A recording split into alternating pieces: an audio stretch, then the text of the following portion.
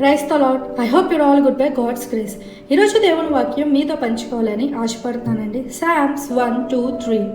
యెహోవా ధర్మశాస్త్రమునందు ఆనందించుచు దీవారాత్రము దానిని ధ్యానించువాడు ధన్యుడు. అతడు నీటి కాలువల యోరను నాటబడినదే ఆకు వాడక తన కాలమందు ఫలమిచ్చు చెట్టు వలె ఉండును. అతడు చేయిదంతయు సఫలమగును. యెహోవా ధర్మశాస్త్రమును ఆనందించుచు దీవారాత్రమును ధ్యానించువారు ధన్యుడని ఇక్కడ బైబిల్ వాక్యం సెలవిస్తుంది. మరి మీకు బైబిల్ ఉందా? ఈరోజు మీ గృహంలో బైబిల్ ఉందా? మీరు బైబిల్ చదువుతున్నారా? మీరు బైబిల్ను క్రమముగా చదువుతున్నారా?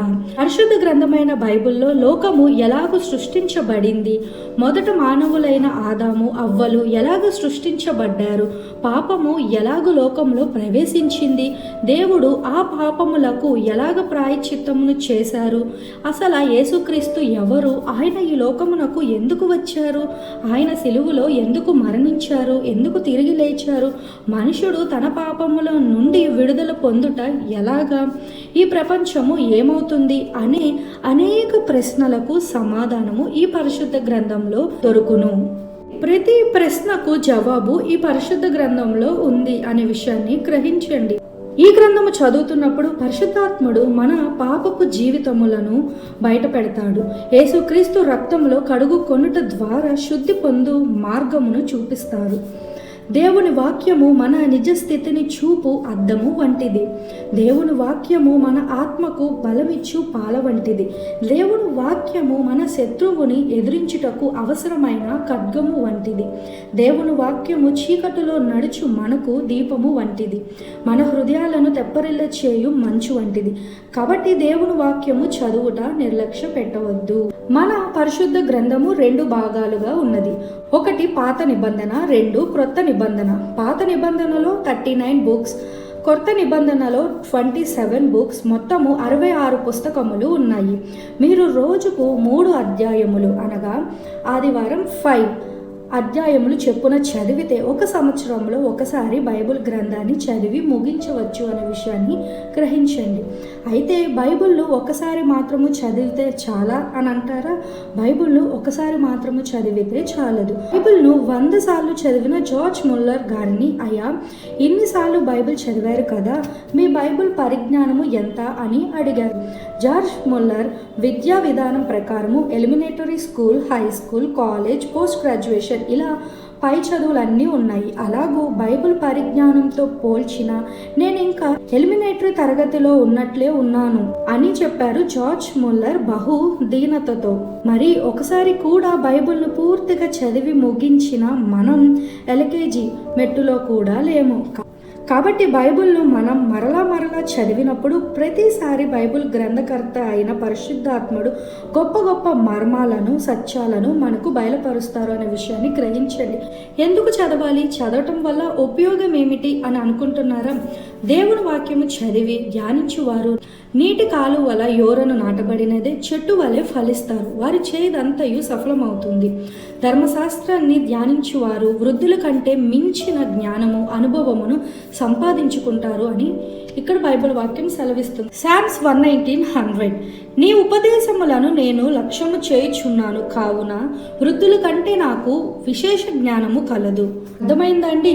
కాబట్టి మీ బైబిల్ అనుదినం చదవండి, ధ్యానించండి. బైబిల్లో చరిత్ర, విజ్ఞానము, సృష్టి, మర్మాలు, శుభ్రతలు, సాంఘిక చట్టాలు, సర్వజ్ఞానము ఇమిడి ఉన్నాయి. కనుక దైవ గ్రంథాన్ని చదవండి, ధ్యానించండి. గుటెన్బర్గ్ క్రీస్తు శకం 1450-55 సంవత్సరముల మధ్య మొట్టమొదట బైబిల్ను ప్రింట్ వేయించాడు. ఆ బైబిల్ 3,60,000 రూపాయలకు అమ్ముడయింది. ఈరోజు బైబిల్ సొసైటీ వారి సహకారంతో అనేక వేల భాషలలో బైబిల్ ప్రింట్ వేయించబడింది. మన తెలుగు బైబిల్ సుమారు 300 రూపీస్కి దొరుకుతుంది. మరి మీరు ఈ బైబిల్ని సంపాదించుకున్నారా? ఒక మనుషుడు ఈ లోకంలో కలిగి ఉండవలసిన గొప్ప ప్రాముఖ్యమైనది ఈ పరిశుద్ధ గ్రంథం బైబిల్. ఈరోజు వాక్యం వింటున్న మీరు జీవితంలో వచ్చే అనేక ప్రశ్నలకు జవాబు కోసం వెతుకుతున్నారా? అయితే బైబిల్ చదవండి. ఈరోజు మీరు అనేక సమస్యలను ఎదుర్కొంటూ బయటపడాలని ఆశపడుతున్నారా? అయితే బైబిల్ చదవండి. ఈరోజు మీరు ఎవరైనా సరే, సమస్య ఏదైనా సరే, ఏమి తెలుసుకోవాలన్నా, ఏమి పొందుకోవాలన్నా, దేని నుంచి బయటపడాలన్నా, ఎలా జీవించాలన్నా, ఎలా పోరాడాలన్నా ఈ పరిశుద్ధ గ్రంథాన్ని చదవండి. తప్పకుండా పరిశుద్ధాత్ముడు మీకు సహాయం చేస్తాడు. దేవుడు మీతో తప్పకుండా మాట్లాడతారు అనే విషయాన్ని గ్రహించండి. గ్రంథం చదవకుండా మీరు దేవుని వాక్యమును ఈ రోజు నిర్లక్ష్యం చేస్తే ఒక సమయము రాబోవుచున్నది. బైబిల్ కావాలన్నా దొరకదు. ఆమోసు గ్రంథం 8:11-12 రాబోవు దినములందు దేశములో నేను క్షమాము పుట్టింతును, అది అన్నపానములు లేకపోవుట చేత కలుగు క్షమాము కాక యెహోవా మాటను వినకపోవుట వలన కలుగు క్షమాముగా ఉండును. ఇదే యెహోవా వాక్కు. కాబట్టి జనులు యెహోవా మాట వెదుకుటకై ఈ సముద్రము నుండి ఆ సముద్రము వరకును, ఉత్తర దిక్కు నుండి తూర్పు దిక్కు వరకును సంచరించుదురు గాని అది వారికి దొరకదు. మీరు దేవుని వాక్యమును ఈరోజు నిర్లక్ష్యం చేస్తే ఒక సమయము రాబోతున్నది. బైబిల్ కావాలన్నా దొరకదు అనే విషయాన్ని గ్రహించండి. కాబట్టి మనము దేవుని వాక్యమును నిర్లక్ష్య పెట్టక చదివి ధ్యానించి మన హృదయములలో భద్రపరుచుకొని దేవుని వాక్యానుసారంగా జీవిద్దాం. సమయము సమీపించినది గనుక ఈ ప్రవచన వాక్యములు చదువు వాడును, వాటిని విని ఇందులో వ్రాయబడిన సంగతులను గైకొన్నవాడు ధన్యులు అని బైబుల్ చెప్తుంది. ప్రకటన గ్రంథం 1:3 సమయము సమీపించినది గనుక ఈ ప్రవచన వాక్యములు చదువు వాడు, వాటిని విని ఇందులో వ్రాయబడిన సంగతులను గైకొనువారు ధన్యులు. కాబట్టి నిర్లక్ష్యం చేయకండి. ఈరోజే ఒక తీర్మానం తీసుకోండి. పరిశుద్ధాత్ముడు తప్పకుండా మీకు సహాయం చేస్తారు. దేవుడు మీతో తప్పకుండా మాట్లాడతారు. ప్రార్థన.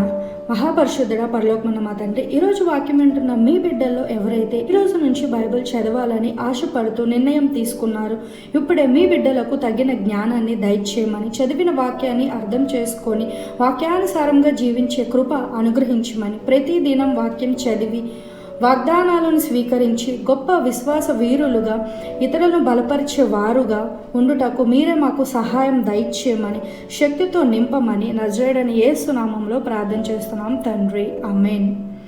సమస్త మహిమ ప్రభువైన యేసుక్రీస్తునకే కలుగును గాక. ఆమేన్. God bless you all.